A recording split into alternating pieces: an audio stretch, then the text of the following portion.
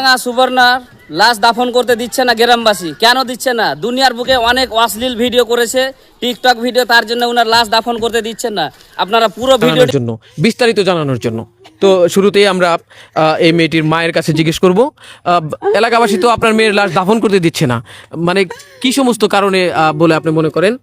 আরে বাবা, পোলাপান মানুষ টিকটক করে না, এই টিকটক করার কারণে এবারে মারা গেছে, যেই কারণে হোক মারা গেছে আমার মাইয়া। তো দাফন করতে দিব না কি লেগে, আমি এটাই তো বুঝতেছি না। এখন পোলাপান মানুষ সবাই তো টিকটক করে, এরা মরলে কি আগের মাটি হয় না? আমার মাইয়াটা 3-4 ঘন্টা আছে এইভাবে রাইকে দিছে, মাটি দিতে যাচ্ছে না। আচ্ছা, আমরা এই বিষয় নিয়ে এলাকাবাসীর কাছে জানতে চাইবো। আপনি কি? আমি এলাকাবাসী, আমার প্রতিবেশী মারা গেছেন উনি, আর আমরা ওনাকে কখনো মাটি দিতে দিব না। উনি অশ্লীল কাজ করতো, খারাপ ভিডিও বানাইতো, এগুলো ভাইরাল হয়েছে। এই কারণে আমরা ওনাকে, ওই মেয়ের কখনো লাশে আমাদের সমাজে কবর দিতে দিব না, এইটাই আমাদের দাবি। আমরা কেউই দিব না ওনাকে মাটি দিতে। কিন্তু ওনাকে দাফন করতে দেবেন না। আচ্ছা, আপনি কি? আমি ওই প্রতিবেশী, এই সমাজের লোক। আচ্ছা। কিন্তু আমাদের তো একটা মান সম্মান আছে।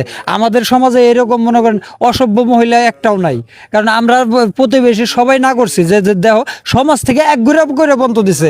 এই যে আমাদের মেম্বারশিপও আছে, ঠিক আছে?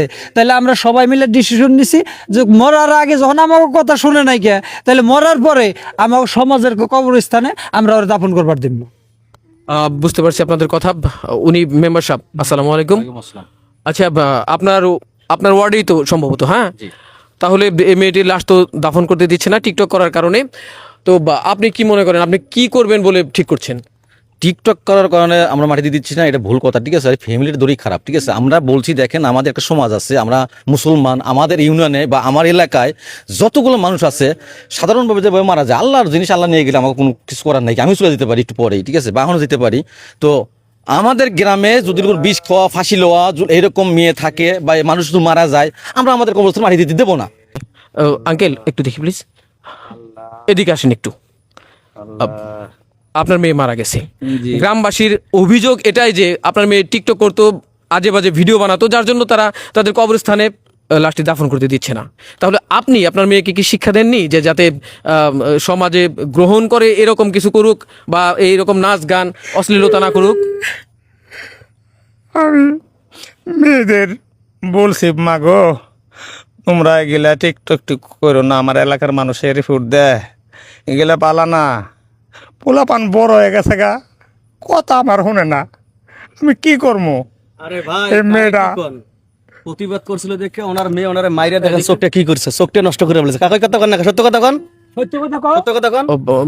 ওই মেয়েটা নিয়ে কয়েকবার মেয়েরা পরপুরুষের লোক আমার কাছে একবার গেছিস নি, হ্যাঁ? মাইরা চোখ আমি আমার কাছে গেছে, এই জন্যই আমি বলছি তোমাকে ওয়ার্নিং দেওয়ার পরে, তোমাকে এতবার করে বোঝানোর পরও তোমার মেয়ে কেন নাচ গান নিয়ে ব্যস্ত, তোমার কেন এই সমাজে যে মানে আসি আমরা, এই সমাজের মানে আঘাত করতেছি কেন বারবার? এই জন্য ওনাকে বলার পর ওনার মানে বাবা হিসেবে যে দায়িত্ব পালন করতে গেছিল তাকে ধরে একদম মারছে। এবার বাবা ভালো আছে, কিন্তু মা আর মেয়েরা বুঝতে পারছি প্রিয় দর্শক,